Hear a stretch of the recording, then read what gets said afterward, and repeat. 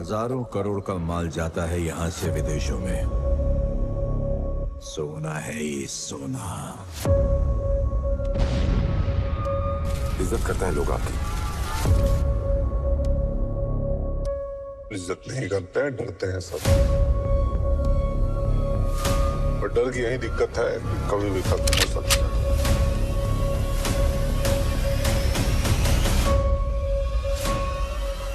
हम सब अपनी लड़ाई लड़ रहे हैं।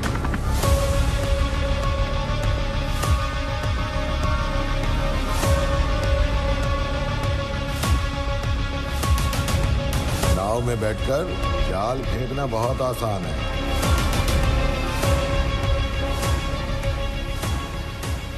कोलार गोल्डफील्ड केजीएफ, जिसे एक वक्त पे मिनी इंग्लैंड भी कहा जाता था, वो कर्नाटक के कोलार डिस्ट्रिक्ट में स्थित एक माइनिंग एरिया है। केजीएफ को लेकर कहा जाता है कि पिछले 2000 सालों से यहाँ पे गोल्ड माइनिंग होती आई है, लेकिन उस वक्त क्योंकि टेक्नोलॉजी उतनी डेवलप नहीं थी, इसी कारण उस दौर में बहुत कम अमाउंट में गोल्ड एक्सट्रैक्ट होता था।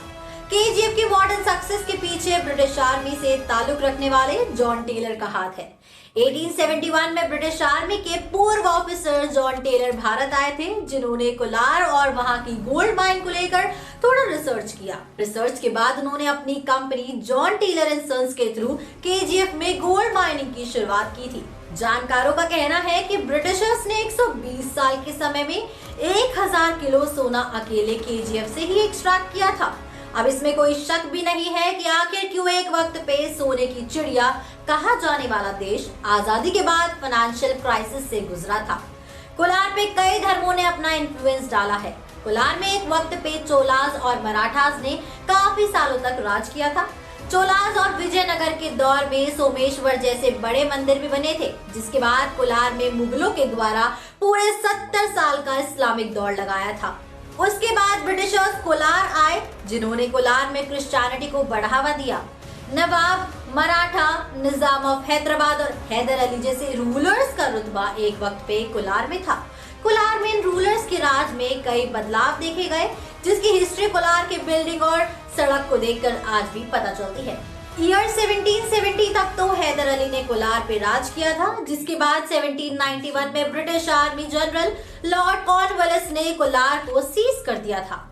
हालांकि सरिंगापट्टनम ट्रीटी के द्वारा जब एंग्लो मैसूर वॉर खत्म हुआ और मैसूर पे जब ब्रिटिश राज आया, तब कोलार को लॉर्ड कॉर्नवालिस ने दोबारा आजाद कर दिया था। अब कोलार मैसूर की सरकार यानी कि ईस्ट इंडिया कंपनी के द्वारा ऑपरेट होने लगी थी। 1805 में गाजीपुर में British army general Lord Cornwallis की मौत हो गई थी। 1880 में जॉन टेलर ने केजीएफ की ज्यादातर माइंस अपनी company John Taylor and Sons द्वारा खरीद ली थी।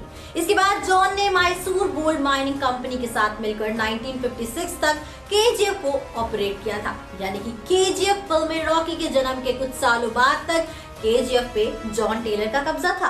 केजीएफ को 1905 में इलेक्ट्रीफाइड किया गया था, यानी कि गोल्ड एक्सट्रैक्ट करने के लिए बिजली की सुविधा पहुंचाई गई थी। केजीएफ तब हाइड्रो इलेक्ट्रिक के थ्रू ऑपरेट हो रहा था, जिसे सिवाशना समुद्र फॉल से जनरेट किया गया था। 1956 में मैसूर गवर्नमेंट द्वारा केजीएफ पे दोबारा कंट्रोल ले लिया गया। इस दौर में गोल्ड माइन एक्सपैंड होने लगा था, जिसके चलते काम की तलाश में तमिलनाडु के धर्मापुरी। अब असल में केजीएफ में रहने, खाने और पानी का उतना इंतजाम नहीं था और वहां इन्वेस्टमेंट करना सरकार को सही भी नहीं लग रहा था। इसी कारण केजीएफ को 2001 में भारत सरकार ने बंद कर दिया। आजादी के 9 साल बाद जब 1956 में केजीएफ को नेशनलाइज कर उसे देश की प्रॉपर्टी अनाउंस कर दिया गया था, तो पिछले 75 साल से केजीएफ पे राज करने वाले जॉन टेलर के परिवार को देश छोड़कर जाना पड़ा था। ज्यादातर ब्रिटिशर्स और एंग्लो इंडियन पहले ही भारत छोड़ के जा चुके थे। असल में जब 1956 में मैसूर स्टेट के सीएम एस निजालिंगप्पा ने जॉन टेलर से केजीएफ का कब्जा वापस अपने हाथ में लिया, तब जॉन और उनके परिवार को देश छोड़कर जाने के अलावा और कोई रास्ता सही नहीं लगा था। लेकिन जॉन टेलर और उनके परिवार को कहीं ना कहीं केजीएफ और कोलार से प्यार हो गया था, जिस कारण इससे छोड़कर जाना उन्हें थोड़ा दुखी कर रहा था। खैर दोस्तों, ये थी आज की कहानी जो रॉकी की केजीएफ की हिस्ट्री बताती है। जो कुछ भी सीन्स केजीएफ फिल्म में दिखाए गए हैं वो ज्यादातर सच थे। केजीएफ और कोलार की एक अपनी अलग हिस्ट्री है जिसे हर किसी को जानना जरूरी है। तो दोस्तों आज की वीडियो में फिलहाल बस इतना ही। इसी के साथ मैं अनुष्का त्यागी लेती हूँ आपसे इजाजत। बने रहिए और देखते रहिए बॉलीग्राज स्टूडियोज को। हमारी आज की राइटर है ख्याति।